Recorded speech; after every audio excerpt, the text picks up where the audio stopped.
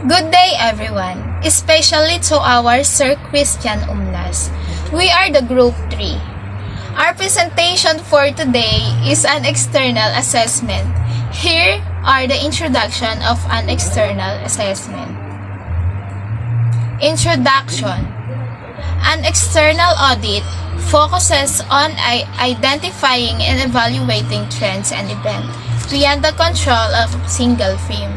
An external audit reveals key opportunities and threats confronting an organization. It presents practical framework for gathering, assimilating, and analyzing external information. The industrial organization view of strategic management is introduced. This chapter examines the tools and concepts needed to conduct an external strategic management audit, sometimes called environmental scanning or industry analysis. Good day everyone, and to Sir Umlas, I'm Karumni Ginto. I'm gonna tackle the objective of this report and the nature of external audit. Learning objective. At the end of the module, students are expected to 1. Explain how to conduct an external strategic management audit. 2. Identify the 10 major external forces that affect organization: economic, social, cultural, demographic, environmental, political, governmental, legal, technological, and competitive. 3. Explain the key sources of external information including the internet. 4. Analyze forecasting tools used in strategic management. And 5. Dissect the importance of monitoring external trend and event. Lesson 1. The external assessment. Let's talk about the nature of external audit. The purpose of an external audit is to identify opportunities and threats that could benefit or harm a firm. When we say nature of an external audit, this is where we have to focus on identifying and evaluating trends and events beyond the control of a single firm. Reveals key opportunity and threat confronting an organization so that group or set of intelligence people can formulate strategy to take advantage of the opportunities and avoid or reduces the impact of threats. For example, in a company, to address a problem or opportunity, we need external audit to solve or prevent something that can help or can be a problem in our company faster and accurately. Because in this process, group of intelligence people unite or help each other to identify opportunities and to prevent problems.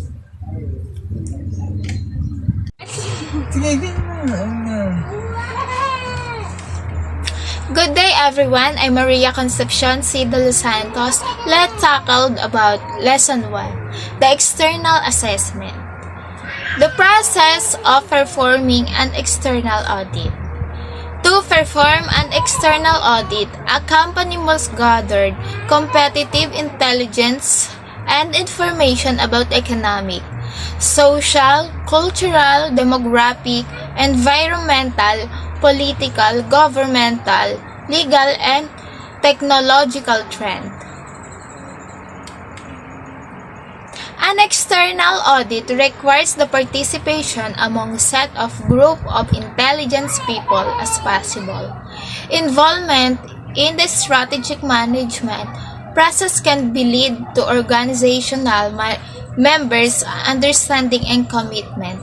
The most critical external factor should be communicated and disseminated broadly within the organization.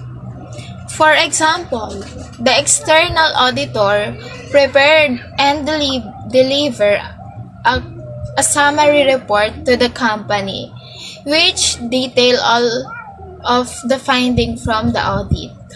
Depending on what the auditor finds, the conclusion is declared as either qualified or unqualified. Good day everyone, especially to our professor, Mr. Umlas.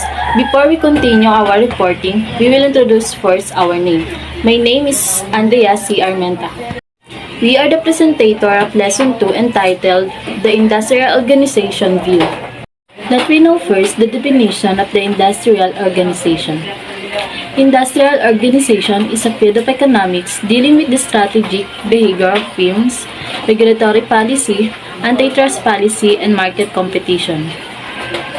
Meaning to say, economists who study industrial organization seek to increase understanding of the methods by which industries operate, improve industries' contribution to economic welfare, and improve government policy in relation to these industries. As we can see on the screen, the industrial organization approach to competitive advantage advocates that external factors are more important than internal factors in a firm achieving competitive advantage. Proponents of the industrial organization view, such as Michael Porter, contend that organizational performance will be primarily determined by industry forces.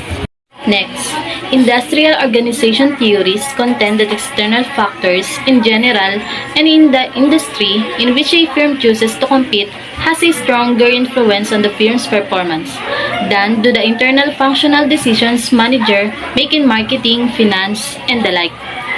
Firm performance, they contend, is primarily based more on industry properties such as economies of scale, barriers to market entry, product differentiation, the economy, and level of competitiveness, than on internal resources, capabilities, structure, and operations. So it means this approach represents the external environment of a business and takes into consideration all the factors affecting it and the business decision. It enables the organization to gauge the threats and opportunities prevailing in the industry and formulate effective strategies for gaining a competitive advantage position in the market. The industry organization approach works on the accessibility of resources, market reach, the quantum of sales and potential customers, and the marketing needs, which gives an overall projection of product or services performance of the organization in the industry. A management strategy to be effective has to follow this approach whether solely or in combination with other criteria, as it helps the business to sustain in the dynamic business environment. Therefore, following the industrial organization approach is important as many other approach in making strategies. And I am Leonila M. Sumiran. Before we go to the last part of our report, which is the lesson 2, I will give one example of industrial organization. As mentioned earlier, industrial organization is concerned with analyzing industries and determining answers to their development. For example, consider the smartphone industry. Apple Inc. was the first company to manufacture smartphones in an attractive design and load it with features for the average consumer. Now let's move on to the last part of lesson 2. As you can see on the screen, the global economic recession's impact on both strong and weak firms has added credence of late to notion that external forces are more important than internal. Many thousands of internally strong firms in 2006 to 2007 disappears in 2008-2009. Based on my understanding, we cannot consider external factors without internal factors or vice versa. External factors set the stage for what a company must deal with, but internal factors largely determine the extent to which a company is able to perform well in a given circumstance, while external factors may set a company. Good day, everyone. I'm Micaela Fernandez. In behalf of Group 3, I will discuss the external forces that affect business.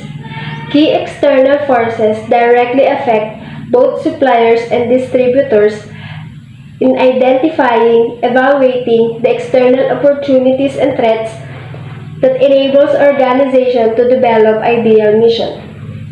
So the key external forces can be divided into 5 broad categories. So the first one is the economic forces. Economic forces that commonly affect business includes consumer behavior, interest rate, banking and inflation, and overall economic indicators. For example, the exchange rate. Changing rate might affect how much how to pay its international supplier to satisfy them, and also it affects the profit margin. Second is the social, cultural, demographic, and natural environmental resources. Social forces actually are the current social factors. It can be particular beliefs, ideologies in a specific direction. In cultural forces are the factors that decide what kind of culture in a particular region, like the traditions, their overall behavior and lifestyle. Demographic forces are the ones that define things like population structure, the age of the people, gender ratio, and etc. And the natural environmental resources are the state of natural resources in an economy, the current condition of environment. The third external forces is the political, governmental, and legal forces. It affects the organization or business. For example, government policy or regulations. He always has changes. On that changes, they are ready or they have solutions to do so that the changes that will take place and they will not have a negative effect on the business. Thank you. Good morning everyone, I'm Vincent Tahoe and I will continue to discuss about external forces. So we have the technological forces. It is all about the digitalization. It affects the business. For example, the news magazine. Before it's just something that man created the product using the application of knowledge. But now, because of the technology, the product and process are destroying the traditional print industry. Now let's proceed the last categories, which is the competitive forces. So the word competitive, it means it's a competition. Competitive forces is the factor that threaten a company, business, or industry, profitability, and prevent the growth of capital. So in other words, it is about a competition about the two business. For example, the fast food chain like Jollibee and McDonald's, they are both in popular restaurant and sell product to the restaurant or customer.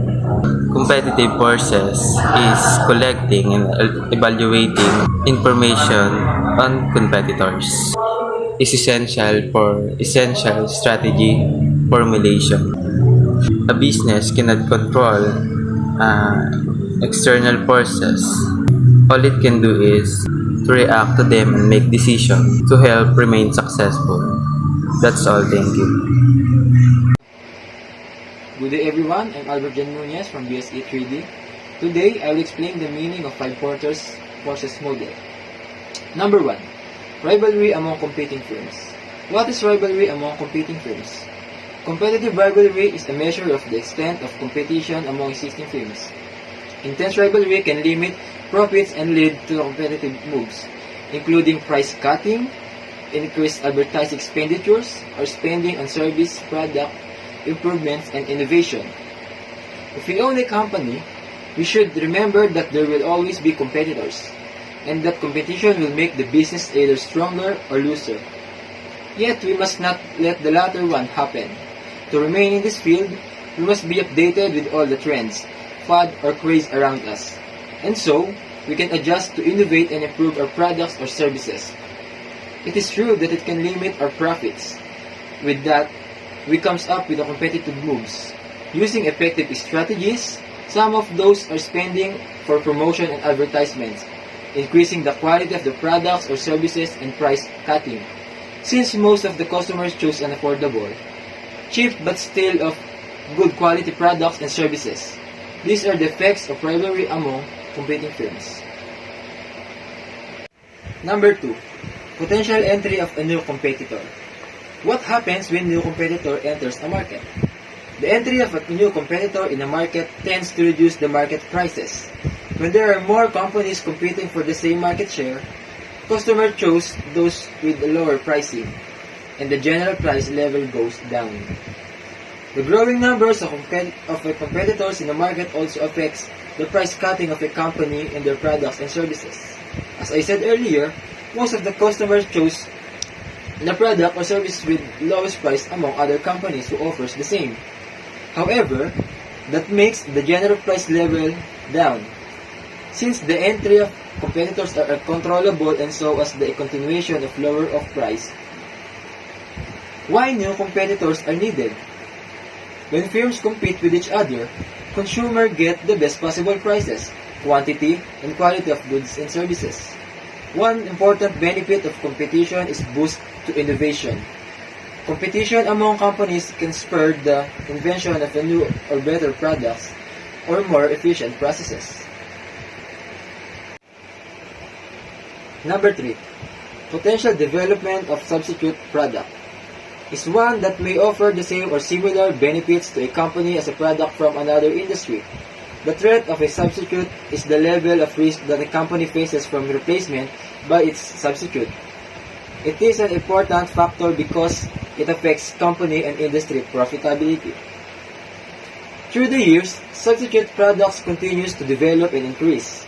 It is a threat to most companies because this substitute product has lowest price yet offers the same benefits for the consumers and so it can replace the company's own product. First in the mind of every customers and then in the market. Number 4. Bargaining the power of suppliers is the degree of control a provider of goods or services can exert on its buyers. Suppliers' power is linked to the ability of suppliers to increase prices, decrease quality, or limit the number of products they will sell. Bargaining of supplier is obviously the direct opposite of the bargaining power of buyers. Suppliers have the ability to increase the price of their products, lower the qualities, and reduce its availability. Also, suppliers are most powerful if they know that the company only depends on them and cannot go to other supplier because of their higher cost. To deal with it, a company must be price sensitive, educated regarding the product, and if possible, hold a large portion of suppliers' sales.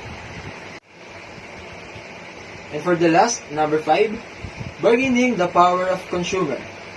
It refers to the pressure that customers or consumers can put on a business to get them to provide higher quality products, better customer service, and or lower prices.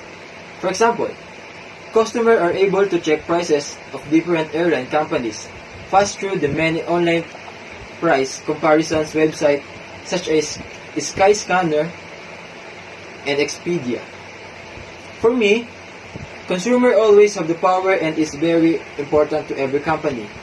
If a consumer or buyer is price sensitive, he or she will likely to compare prices of the products of different companies. And of course, he or she will choose the one with lowest price offered yet good quality.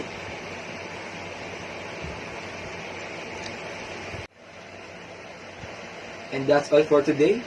I hope you understand my report. Thank you and keep safe.